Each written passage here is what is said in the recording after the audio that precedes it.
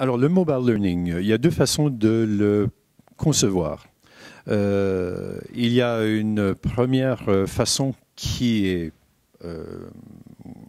assez populaire dans les écoles. En fait, les écoles ont voulu s'approprier ce phénomène-là et donc d'essayer d'organiser et de, de, de, de, de concevoir la notion de mobile learning à l'intérieur du cadre scolaire et en fonction des programmes scolaires.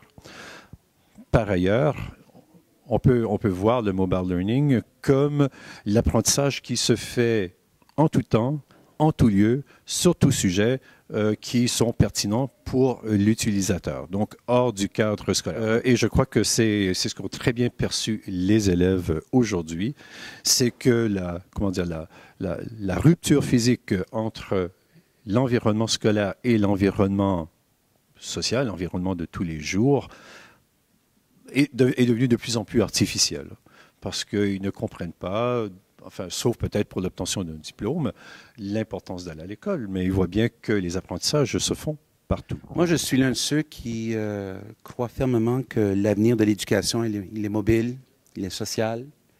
On n'a qu'à regarder autour de nous, tout le monde, ou presque tout le monde, et même certains pays, hein, le ratio d'appareils mobiles, population dépasse le 1.0.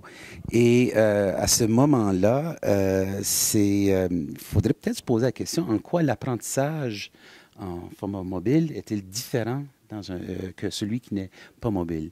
Et de cette question-là découlent toutes sortes de considérations en termes d'usage, en termes d'application sur les smartphones, en termes de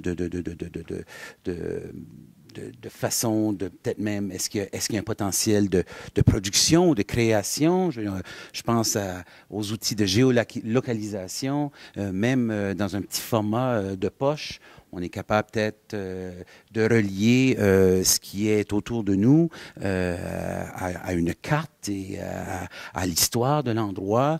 Un exemple de chez nous que j'ai trouvé intéressant, ce type qui parcourait un cimetière et il y avait les barres, les QR codes, les codes QR auprès des tombes et derrière ces codes-là, il y avait l'histoire de la personne qui était enterrée là et là, ça partait dans toutes sortes de directions et je trouvais que ça rendait le lieu un peu plus vivant. Ce qui est intéressant avec les mobiles, c'est le constat que les apprentissages se font en contexte, donc beaucoup plus pertinents parce qu'ils ne sont pas dans un cadre artificiel. Donc, où qu'on soit, on a accès à l'information et pas seulement à l'information, on a accès aux gens, parce que l'apprentissage est social et on a accès aux gens que l'on connaît, on a accès à des experts, on a accès à nos amis. Donc, on peut obtenir de l'information soit sur les serveurs, par les moteurs de recherche, mais on peut également, via les médias sociaux, obtenir l'information par le biais de notre réseau social, notre communauté. Le fait de pouvoir partager aux autres non seulement le contenu, mais l'appareil soi-même. Et ça, je trouve ça remarquable parce que j'ai observé dans mes classes que les nouvelles générations qui sont davantage dans la culture du partage ne partagent pas uniquement le contenu qu'ils produisent, mais ils partagent également les appareils. Ce qui élimine en quelque sorte les craintes ou diminue les craintes que certains ont par rapport à l'iniquité qu'il peut y avoir dans le système entre les élèves aient les appareils et que les autres ne les aient pas.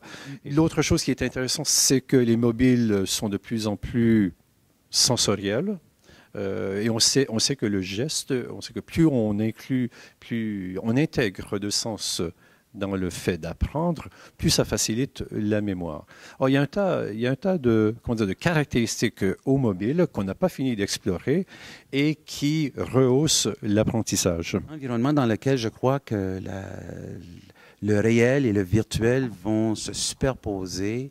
Il y a toutes sortes quand je pense aux transmédia, où est-ce qu'on va peut-être associer à un événement, je ne sais pas moi, le lancement d'un nouveau film et un genre de serious gaming en amont qui prépare vers ça. Et puis, l'observateur, à un moment donné, peut être confus à savoir qu'est-ce qui est réel, qu'est-ce qui est virtuel. Donc, on n'a pas fini de voir quel est le potentiel. Et c'est un appel, finalement, à ce que j'appelle, moi, la créativité pédagogique, finalement. Elle est peut-être là, la limite.